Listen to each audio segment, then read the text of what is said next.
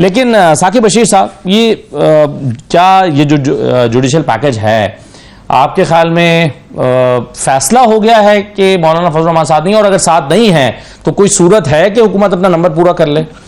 नहीं, कोई सूरत नहीं है। अगर मौलाना फजल रहमान अगर उनके साथ नहीं होते तो फिर तो आप जिससे भी पूछेंगे, जो उनके वज़रा हैं, वो बात बड़ी क्लियर, मलिक राना सनाउल्लाह जो है वो ख्वाजा आसिफ ये बात करते रहे हैं कि हमारे पास नंबर पूरे नहीं है। नंबर तभी पूरे होने हैं। अगर हनीफ अब्बासी ने तो ये भी तो कहा है कि हमारे पास नंबर पूरा, मौलाना भी हमारे साथ, लेकिन मौलाना जो है वो हमारे साथ हैं। तो आज जब उन्होंने असम्बली के फ्लोर पे बड़ा कैटेगोरिकली कह दिया और इस चीज़ को बिल्कुल रद्द कर दिया, तो मेरा ख्याल है अब तो मजीद बहस इस पर बनती नहीं। बहरहाल सिचुएशन पॉलिटिक्स में तब्दील होती रहती है, लेकिन ये है कि जो आज की तकरीर है मौलाना की, उसमें जो आपने ये जो जजेस सुप्रीम कोर्ट की जो चीफ जस्टिस की तैनाती है उसके हवाले से कि उनकी तैनाती शायद टॉप के 3 या टॉप के 5 जजेस में से इस किस्म की कोई तरमीम आती है, तो मौलाना की गुफ्तगू से ऐसे लग रहा था कि इस चीज़ को जो देखा जा सकता है कि पार्लिमानी कमेटी में आए या इस किस्म का जो एक्सटेंशन है, तोसी है, वो सिंगल किसी बंदे की हो या 3 साल उनकी उम्र बढ़ाई जाए,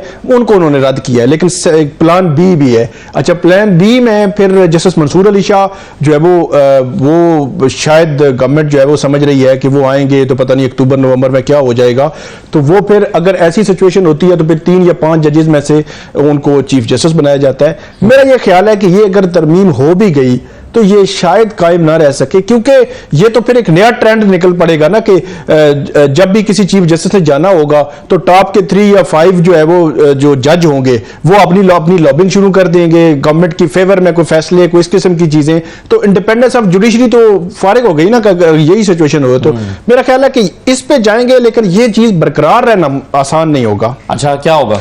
डेफिनेटली वो चैलेंज होगी। अगरचे आईनी तरमीम को उसको जो है वो स्ट्राइक डाउन करना आसान नहीं है, लेकिन इंडिपेंडेंस ऑफ जुडिशरी पे जहां पे हर्फ आएगा आईन साजी, कानून साजी पार्लियामेंट का हक है। 2/3 अक्सरियत से होने वाली कानून साजी, आईनी तरमीम, मैं ये आईनी तरमीम को कैसे उड़ा जा सकता है? क्योंकि आईन बनाना ये तो पार्लियामेंट का इख्तियार है ना, पार्लियामेंट का बिल्कुल इख्तियार है। और मैं ये कह रहा हूं कि ये चीज देखी जा सकती है सुप्रीम कोर्ट की जानिब से। मतलब ये है कि जहां पे आपकी फॉर एग्जांपल पूरी जुडिशरी कंप्रोमाइज कर लें, आप आईनी तरमीम कर ले, उसमें इंडिपेंडेंस ऑफ जुडिशरी रहे ही ना, हुकूमत जो चाहे जिसको चीफ जस्टिस लगाए, जो फैसला चाहे वो उनकी फेवर में आ जाए। अगर कोई फैसला, अगर कंटेम्प्ट ऑफ कोर्ट वाला वो कर रहे हैं, अगर कोई किसी फैसले पर अमल नहीं हो रहा तो कंटेम्प्ट ऑफ कोर्ट भी ना लगे।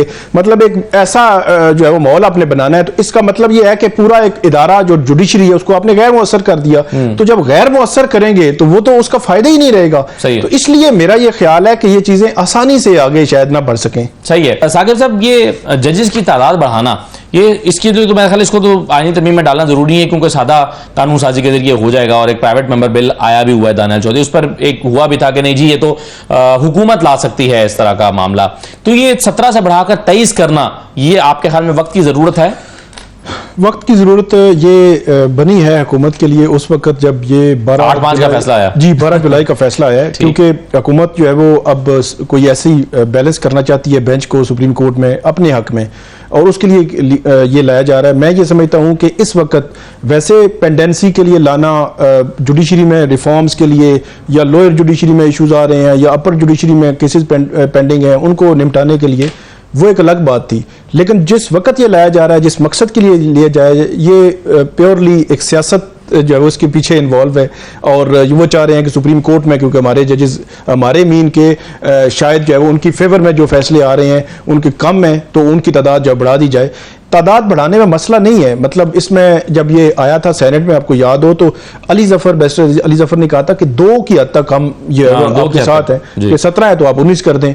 तो मतलब इसके इट मीन कि उसमें मसला नहीं है, लेकिन आप अगर 7-8 बढ़ाएंगे तो उसके पीछे फिर मोटिव लगेगा कि ये जो किस तरफ जा रहे हैं। बाकी 3-4 चीज़ें हैं। 4 मार्च को ये हुकूमत आती है, शहबाज शरीफ साहब हलफ उठाते हैं। 10 मार्च को अभी काबीना मेरे ख्याल में 8 या 9 मार्च को बनती है, और 10 मार्च को एक नोटिफिकेशन निकलता है जिसमें बड़ी लंबी चौड़ी एक कमेटी बनती है जुडिशल रिफॉर्म्स की। उसमें एक जो है वो सेक्शन था कि कॉन्स्टिट्यूशनल अमेंडमेंट के लिए भी सिफारिशात जो है वो ये करेगी। तो इससे आप अंदाजा लगा लें कि ये हुकूमत में जब आए तो तब से इनको नजर आ रहा था, या जो भी था इनका प्लान है कि ये चीजें जो है वो हमने अब ठीक करनी है। और माजिद निजामी साहब ने बिल्कुल ठीक निशानदेही की कि माजी में स्टैब्लिशमेंट और जो थी अदलिया ये मिलके करते थे, तो अब क्योंकि वो हो गया तो अब ऐसे लगता है कि हर जगह पे अब 6 जजेस के जो खत है, इस किस्म की जो चीजें हैं, उसने बहुत ज्यादा मतलब दूरियां जो है वो कर दी हैं। तो उसको सबक सिखाने के लिए अब इसमें एक रोटेशन वाली आपने पढ़ी। अब ये रोटेशन बाकी सिंध में भी होती है, बलोचिस्तान में भी होती है, बाकी सब में भी होती है, वो इंटरनली होती है। अब इस्लामाबाद की करने के लिए आपको आईनी तरमीम करनी पड़ेगी, तो इस्लामाबाद के 6 जजेस को सबक सिखाने के लिए ये तरमीम जो है करने की जो है वो तैयारी की जा रही है। तो अंदाजा लगा ले जिन्होंने खत लिखा था, और जुडिशरी मतलब जुडिशियल हिस्ट्री में पहली दफा एक जो है वो बलूचिस्तान जाएगा, जी एक लाहौर जाएगा, या मुल्तान जाएगा। आजकल आप जो हुकूमती जो उनको क्या नाम दें, वो लोग कह रहे होते हैं कि जस्टिस बाबर सत्तार फलां जगह पे जाएंगे बलूचिस्तान, तो जस्टिस मोहसिन अख्तर कियानी सिंध में फलां जगह पे होंगे। तो इस किस्म की वो बातें जो है वो फैला रहे हैं कि ये रोटेशन वाला। तो इसके पीछे आप मोटिव देख लेना ये कैसे कर रहे हैं। फिर जो तौहीन अदालत वाला है, अच्छा तौहीन अदालत का ये 3 दिन पहले जब नूर आलम खान वाला जो बिल है, जी नूर आलम खान वाला बिल है। अब 3 दिन पहले वहां फारूक नाइक साहब थे, जब ये अदालती साल जुडिशल ईयर जो है वो शुरू हुआ, वहां पे उन्होंने कहा कि जो कंटेम्प्ट ऑफ कोर्ट का ये लॉ है ये बहुत गलत इस्तेमाल हुआ है पास माजी में, पिछले साल जो है वो। अब पिछले साल पूरा आप निकाल के देखिए कहाँ गलत इस्तेमाल हुआ है। एक फैसल वाडा को नोटिस हुआ था, वो भी वापस हो गया, उसने माफी मांगी, वापस हो गया। अब ये इस्तेमाल कहाँ पे हुआ है? ये इस्तेमाल हुआ है कि जस्टिस बाबर सत्तार की कॉन्फिडेंशियल आपने इंफॉर्मेशन लीक की, वहां उन्होंने इस्तेमाल किया है। आपने जस्टिस कियानी के खिलाफ जो मुहिमें चलाई, जस्टिस जहांगीरी के खिलाफ जो मुहिमें चलाई, वहां पे ये इस्तेमाल हो रहा है। और कहीं पे भी पूरे एक जगह इस्तेमाल हुआ है डिप्टी कमिश्नर इस्लामाबाद के खिलाफ, उसके खिलाफ बड़ा फेयरली ट्रायल हुआ है और उसके बाद साबित हुआ है कि जनाब ने जो है वो गलत काम किया था। कहीं पे और जो है मिसयूज भी नहीं हुआ। इसको क्यों हुकूमत खत्म करना चाह रही है? सिर्फ इसलिए खत्म करना चाह रही है कि ये जो जितनी भी कंटेम्प्ट की प्रोसीडिंग चल रही है ये गैर मौसर हो जाए। तो इससे अंदाजा लगा लें कि और आप अगर किसी जज के खिलाफ मुहिम चलाना चाहते हैं तो आपके खिलाफ कार्रवाई ना की जा सके, कोई ऑर्डर करे, इंप्लीमेंट करना चाहे तो फिर भी। दोबारा खुशामदीद कहते हैं आपको। साकिब बशीर साहब, ये हम अदालतों की बात कर रहे हैं, हुकूमत के ज़हन में मुख्तलिफ तरह के फार्मूले हैं। एक फार्मूला ये भी है कि पैरेलल कोर्ट्स को ले आई जाए, यानी रूटीन के मामला इन्हीं अदालतों में चलते रहे। ये जो भी 17 की कोर्ट है वो 2 एड हॉक भी हैं, और एक और अदालत बनाई जाए जिसमें ये कॉन्स्टिट्यूशनल मैटर्स जो हैं, आईन तशरीहात का मामला उनके पास जाए, यानी नए जजेस भर्ती करके नई कोर्ट बना दी जाए।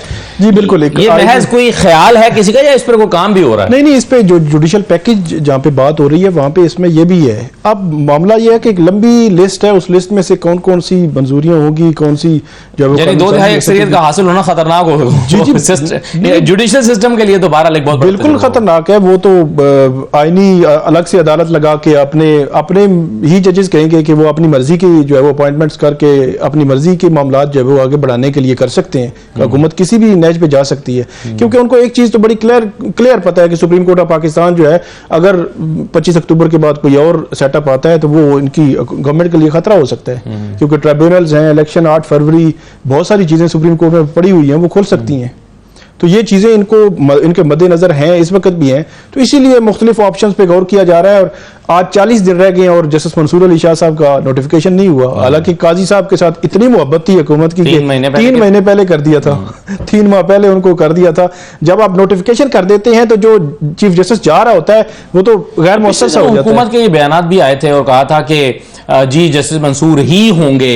चीफ जस्टिस दानियाल चौधरी ने एक प्रोग्राम में कहा था, और भी कुछ स्टेटमेंट्स आई थी। जब आजम तारा साहब ने कहा हमारे पास नंबर नहीं है, तो ऐसा लगता था कि नहीं ये तय हो गया है कि जैसे मंसूर को चीफ जस्टिस बना दिया जाएगा। लेकिन उसके बाद ये कोई एक और एफर्ट बाद में की गई है? मेरा ख्याल है नहीं, बाद में की भी जा रही है और एक और एफर्ट की जाएगी। वो है नजरसानी जो है मखसूस नशिस्तों की, उसकी मतलब हेयरिंग ऐसे लगता है कि इस माह के एंड तक जो है वो हो सकती है। अगर फैसला आएगा, तफसीली फैसला, तो वहां पे एक अटेम्प्ट जो है वो बारह जरूर हो सकती है कि वहां से अगर फैसला गवर्नमेंट के हक में आ जाए और वो नशिस्तें मिल जाए उनको जो मालिक गनीमत की हैं, और उसके बाद तो वैसे ही 2/3 हो जाएगी।